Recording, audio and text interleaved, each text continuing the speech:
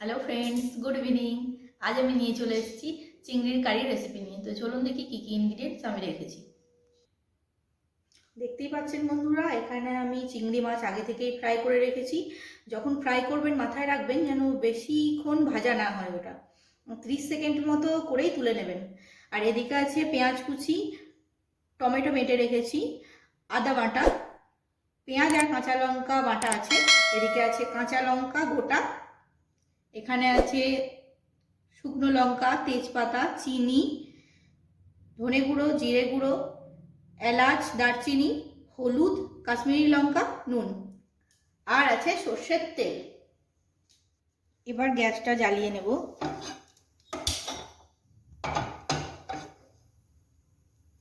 Pan গরম হয়ে গেছে, এবার দেব সর্ষের তেল।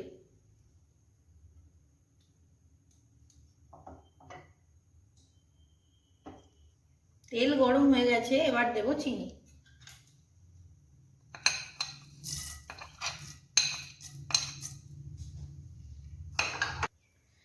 আপনারা দেখতেই পাচ্ছেন বাবেলস আসতে শুরু করে দিয়েছে। এবার আমরা পেঁয়াজ কুচিটা দিয়ে দেব।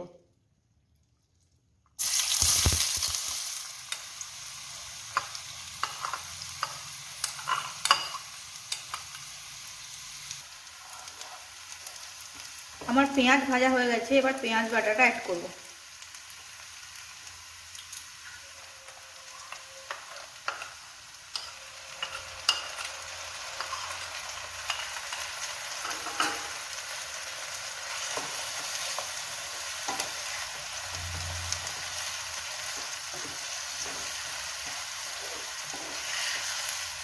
দেখেছেন কিরকম তেল ছাড়ছে।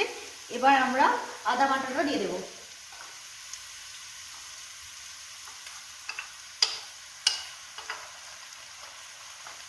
একটু ভালো করে নাড়িয়ে নেব।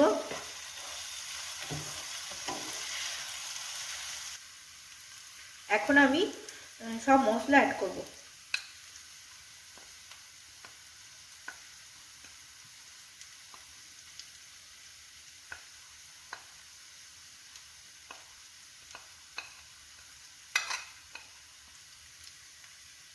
লবণটা দিয়ে দিলাম।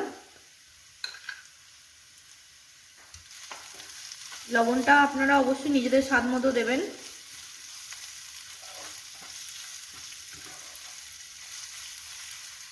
এবার টমেটো পেস্টটা অ্যাড করব।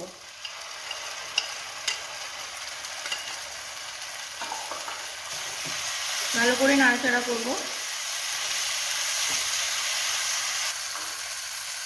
এবার দিয়ে দেবো কাঁচা লঙ্কা।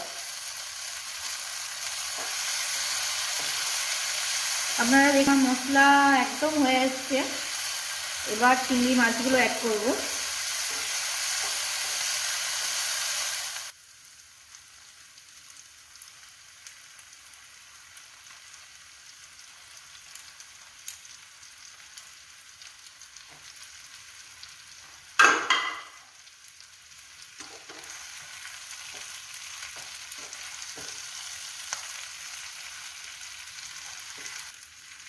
ভালো করে চিংড়ি মাছে মশলাগুলো মাখিয়ে নেব। আপনারা দেখতেই পাচ্ছেন ভালো করে আমি মশলা মাখিয়ে নিয়েছি। এবার জল অ্যাড করব।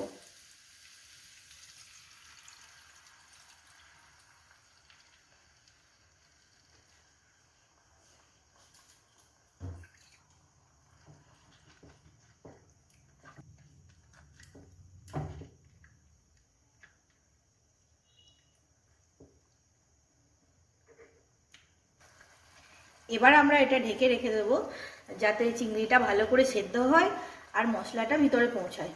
তো চলুন ঢাকা দিয়ে নিই।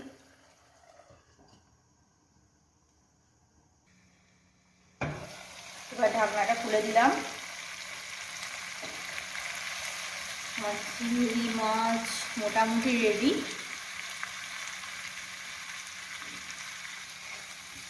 এবার এটা সুন্দর করে পরিবেশন করব।